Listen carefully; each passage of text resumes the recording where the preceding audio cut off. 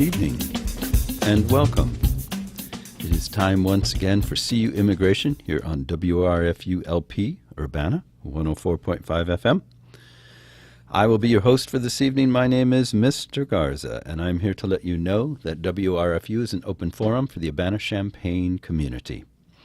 Views expressed are those of the speakers and are not intended to represent WRFU, UCIMC, Urbana Socialist Forum, UPTV, or pretty much anyone else, just ours. And by our, in this instance, I mean myself and anyone whose opinion may be encapsulated in some article or other that I may happen to read.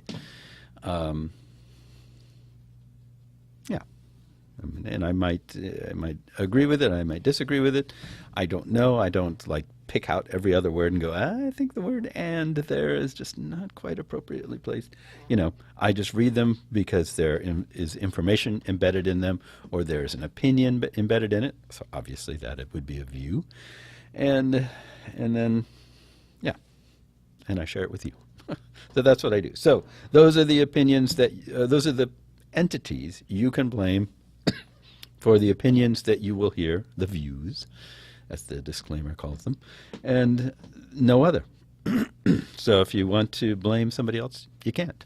Or you can, but you can't do it legally. So there. Take it or leave it. Anyway, good evening and welcome, as I said. Kind of a muggy day. Sorry, I'm fixing something here. There are lots of cords and things around here. There's lots of things here. Viewers at home, viewers of UPTV and or on YouTube can see a part of the scene here. What you don't see are the jungle of cords and boxes and things that poke out and stab you and or trip you up or just otherwise sort of irritate you as you try to relax and communicate with the listener. So it's not meant to complain too much, but you know how it is when you're there on the radio. Well, maybe you don't know how it is. I don't know. Some of you might know how it is when you're there on the radio and you're trying to have an intellectual conversation, an intelligent bit of discourse that these little petty annoyances can sort of throw you off your stride. But at least no one's come to the window here. What you can't see, if you looked that way a little bit, which you can't because I can't reach the camera to point you, but there's a great big window. On the other side of that window is like a lobby for the IMC that way, post office that way, post office box over here. People sometimes come in and just sort of gawk. Children in particular will come right up to the glass and wave. Sometimes people come up and they start talking to me, but I can't hear them because it's soundproof, so I have no idea what they're saying. I never learned to lip read. I've always wanted to make a sign that says I never learned to lip read, because even in grade school when fellow classmates would be mouthing things at me across the room while the teacher wasn't looking, I had no idea what they were saying. I don't know what that art of lip reading is, but I do not have it. And I can't do it.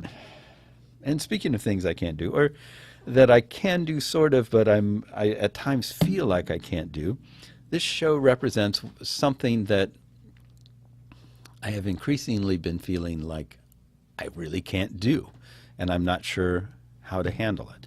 And that would be change the conversation on immigration. I just don't feel like I'm able to do that.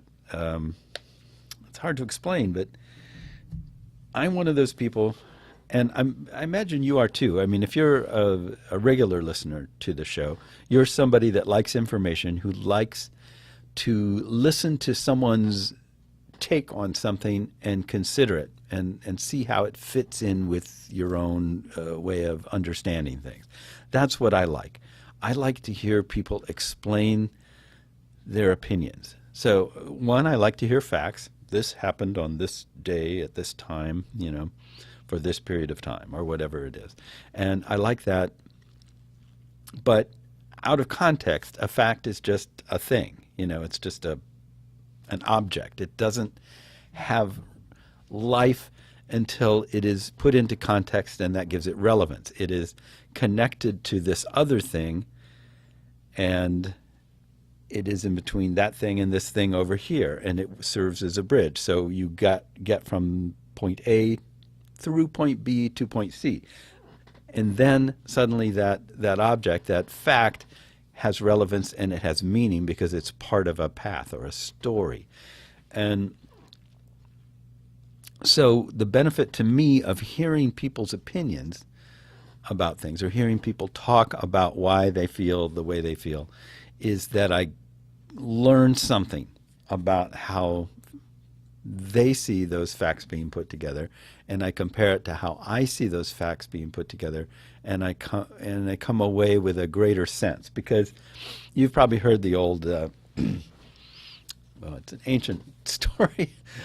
It dates back, who knows how far. I mean, the version that I heard first is from India, and it's about some blind sages who come across an elephant, and there's several of them, and each of them walks up to the elephant, and then they find a certain part, and I guess someone tells them this is an elephant, and so one of them goes, I see, and he's holding on to the elephant's leg, and he goes, I understand now. An elephant is like a tree. It's very similar to a tree. And another one who's grabbed the trunk goes, no, an elephant is like a snake, a big snake, And they each go around the elephant grabbing different parts. And because of their limited perspective, each one of them comprehends the elephant differently. And ideally, that's what the exchange of ideas is good for, is all of us taking our perspective. I see it from this point of view right here, looking that way. That's how I see things. And hopefully you'll tell me how you see it from there, and this person from over there, and that person from over there. And all together we'll get a 360-degree, or as close as possible, perspective on the issue, and we'll all mutually understand it better. That's how it's supposed to work. It doesn't seem to work that way anymore, if indeed it ever did. But certainly in the last year or so, and even for a while before that, it hasn't worked that way. What has happened over time, and here this is from my perspective. I think other people might be able to provide some nuance to it that isn't so straight as mine, but I think mine is pretty good. For many years in the United States, I can't speak to other countries around the world as much, information has come from a certain limited set of people. Information production has been under the control of, some people would call it an elite. Academia, certainly, scientists, certainly, religious leaders, certainly. All these different people have staked out their claim to be the authority on this particular topic. So for a long time it was like, I am a religious leader, so I can tell you about the issues of faith and how they relate to your spirituality and morality, And other people didn't dispute that. They go, oh, well, this is, a religious leader. You have a right to say that. You're the expert on this issue. I defer to you. You know about it. Scientists would say, oh, but I'll tell you about the natural world and the processes which go together to make everything work, and so on. This was possible because of the overwhelming dominance of one particular culture in this country. The dominant culture, the Europeans who came here, subjugated and in many ways tried to kill off the existing inhabitants, genocide and subjugation, who brought slaves over and subjugated them, and and on and on and on. I mean, this is probably not the proper forum to talk about all the sins of colonialism, but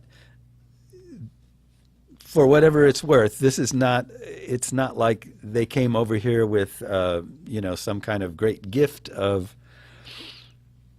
understanding, which is how history books like to make it appear. It's like, oh, the spreading of the Enlightenment around the world. Yes, Europeans spread their knowledge and understanding and gifted their wisdom to the benighted peoples of all these different places. That's not how it was. The people that they conquered, the people that they subjugated, had their own wisdom and their own knowledge and their own understanding.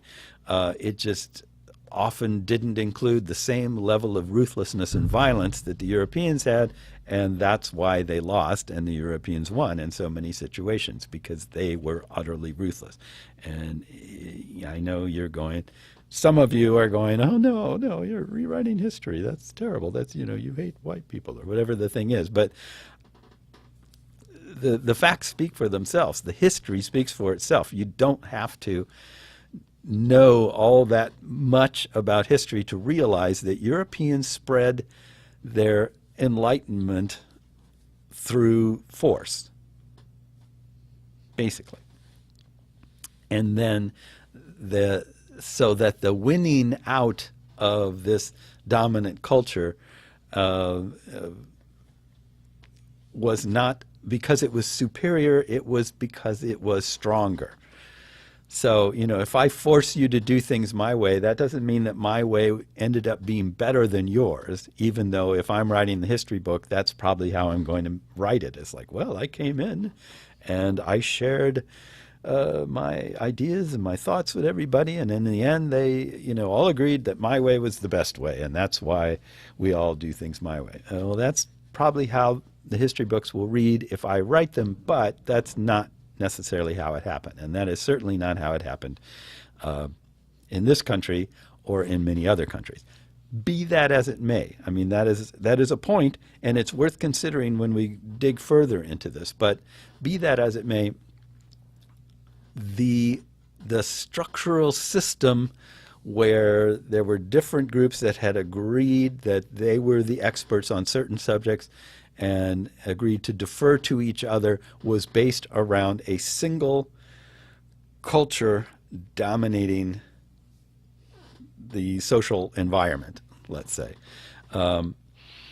So that compact lasted for a while until, I would say, I'm going to say in like the 80s, around the Reagan years, and maybe even before, maybe even the 70s, where conservatives felt that there was a liberal bias in the media. And I think to a certain extent this was true and continues to be true, because there is a liberal bias. There tends to be a liberal bias to people who are more educated. I can imagine, sorry, I can't see anything except an empty hallway and some windows, but I can imagine some people cringing at that statement, and some people going, yeah, I totally agree with that. And the fact is, if you look at universities, if you talk to, people with a great deal of education, and people who really know what's going on, more often than not, they tend to be liberal than conservative. Why is this the case? Does that mean there's something wrong with being conservative? Not necessarily. What it means is that conservative people tend to be more closed-minded about things. That's what conservatism is. It's like, oh, I don't want to do new things. I like the old ways. I like things the way they are. I want to keep them that way.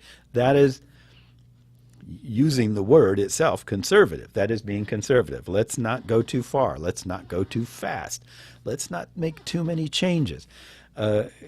Conservative people are more cautious. And I'm talking not about liberal versus conservative in a political sense so much as what the word conservative means versus the word liberal means. Liberal means more open, more experimental, more reaching, more trying of things, you know. So these parties, or these not parties, I guess, but these sort of political movements revolve around a very real difference in the way people tend to think.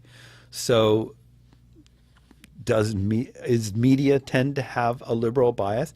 It has for a long time, because people in the media were people who were getting around, who were seeing things, who were asking questions, who were learning about situations, and from that they were going, oh, well, look, there are lots of different points of views. There's lots of different ways of thinking about things. Therefore, we need to be more open-minded. Conservatives tended to shy away from that and going, no, no, no, no, let's hold back, let's resist that. So, I mean, in a very general way, liberals versus conservatives are people who are more daring or brave. I don't know what the right word is, but, you know, more outgoing, more inquisitive, versus people who are more sure of themselves and tend to be more closed in. And those types of attitudes tend to infect or affect people's political leanings, and that's why we call these different groups liberal party versus conservative party, and so on and so forth. So, yes, I think, to go all the way around back to what I started to say, yes, I think that the media tended to be more liberal. But from a liberal person's standpoint, who was observing that same media in that same period, I thought of the media as very conservative. I thought of it as representing primarily corporate interests,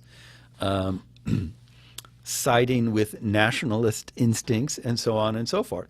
And I still feel that way, even about what is considered the most liberal media that you find out there. I still feel it tends to represent corporatist and capitalist and nationalist kinds of thinking. I don't think of it as being liberal or socialist or communist or whatever a lot of people try to call it. So there are degrees of everything here.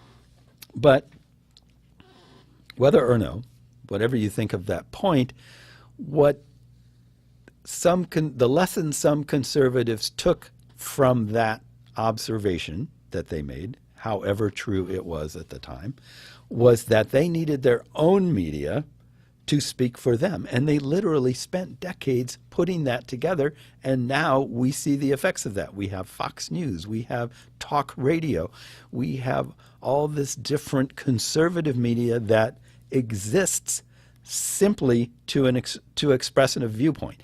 It exists to do what they accused regular media of doing all along, which is look at everything through a conservative bias.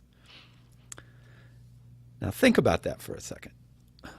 Media tended to be liberal to the extent that it had a tendency. It tended to be liberal, but that was not a conscious decision. That was not a design of media.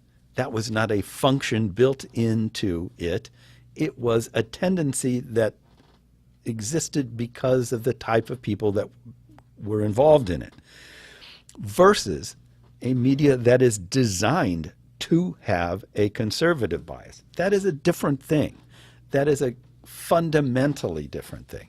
And we're seeing the effects of it now, the rise of Trump, the existence of the thing that makes it even possible for someone like him to exist is a media that sees it as its duty, a segment of the media, that sees it as its duty to support a certain point of view, whether or not it is even true or not, or even makes sense or not. So it's two different things. It's two completely different things.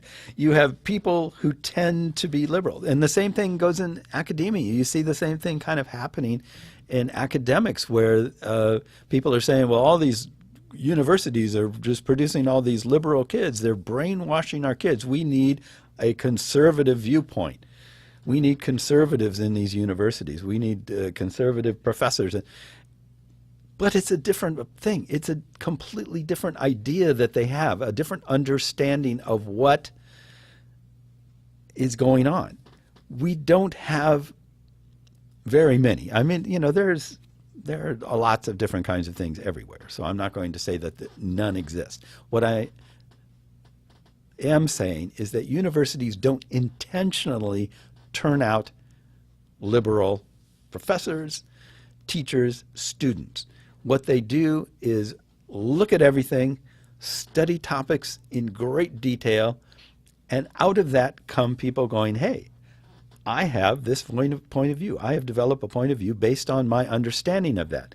So this is a belief based on observation, experiment, inquiry, critical discourse. All those things lead to a particular outcome, whereas conservative biased persons attempting to infiltrate that environment and change it, they're not promoting people who did all that same kind of work and ended up in a different place. They're promoting people who started in that different place and then work backwards with all that stuff. The reason is that you don't end up, in many instances, you do not end up with this hardcore conservative attitude through extensive research and understanding. You start out with it. It's an emotional thing. It is something you feel, and then you go out and try to justify why you feel that way. Versus liberalism, generally speaking, and again, I'm generalizing, I'm not making these absolute statements, I'm just generalizing. Liberalism tends to come from seeing things, observing how things are, and then coming to a conclusion based on that stuff. You grow into it based on your experiences and what you've seen, what you understand, what you've learned. That's two different things. And it makes a difference because one is trying to impose something from above, the other is trying to open the mind and let somebody discover it. You discover liberalism, you learn conservatism, or you feel it. And I'm sorry, there are people going to say, no, that's not true, it's blah, blah, blah. But that is how it is. That is what I see over and over and over again, and that is how I see it. More often than not, there are exceptions. There are people that learn to be conservative based on their experiences. And there are people that are sort of inculcated into liberalism based on peer pressure and whatnot. All these different things happen. I'm just talking about a general thing. And I'm talking about it in a show about immigration because it really affects the topic of immigration in a huge way. It is probably the single the single biggest thing, thing. Yes, okay. I'm making up words here because I'm so passionate about what I'm saying, and I just need new words that somehow encapsulate the totality of what my point is. Anyway, it's the single biggest thing that affects the topic of immigration. I have been coming here for years, sitting in front of this microphone, talking about immigration. Literally years of doing this. And what I'm trying to do, as I said earlier, is two things. I want to share facts and information, just data, basic data, and then I want to tie those things together for you from my perspective so that you see the chain that I see and you understand the story that I'm trying to tell. Now, you can listen to that and go, you got this. I was with you up to here, but here's where I break and differ with you on this point. But you can do that because I give you the whole chain from start to finish, and I connect all the pieces up, And I mean, you can go back and watch show after show. I mean, I'm not just making this up. The stuff is there. My thought process is laid out for you, and you can follow it from start to finish. And so you can figure out where you do and don't agree, and where your observations differ from mine. And you can come to a sense of, you will understand why I think what I think, and you will be able to apply your different notions or impressions, and you'll be able to come up with something. It is a process of exchange, and it is discourse in the most literal sense. That's what this show is about. That's what it's for. But the problem that I have, and that I have been having, and that makes me even wonder what the point of even coming here and doing this is, the same thing is not happening from the other side. You don't get that. Try listening to talk radio sometime. Try listening to a speech by you know who, the orange one. Try listening to some of this stuff and tell me that you're getting that same information, that same understanding of how someone came to a conclusion. Oh, the pieces are there. It's laid out as if that's what's going on, but there are just these leaps of, I'm not even sure what to call them, logical leaps, leaps of faith even? I don't know, like Trump will start out with, immigrants are a danger to our country, therefore we must do X, Y, and Z, build a wall or whatever. Well, first of all, he doesn't explain how immigrants are a danger. Or when he does, he's usually lying or cherry picking. He says, oh, they're coming here, they're murdering, they're doing all these things. And he'll point at one instance where one person did one thing, and he'll say, see what all these things are doing. I mean, he's creating straw men all over the place and then knocking them down. But we don't do that here. And I promise you that you can't find an instance. You can dig through everything that I've done, and you can't find an instance where I created a straw man just to make a point. I point to things that people say, yeah, and I'll say, well, this person said that, and I'll make my point from that. I'll even generalize based on what one person says. Yeah, that is risky to do, but basically, I support what I'm saying.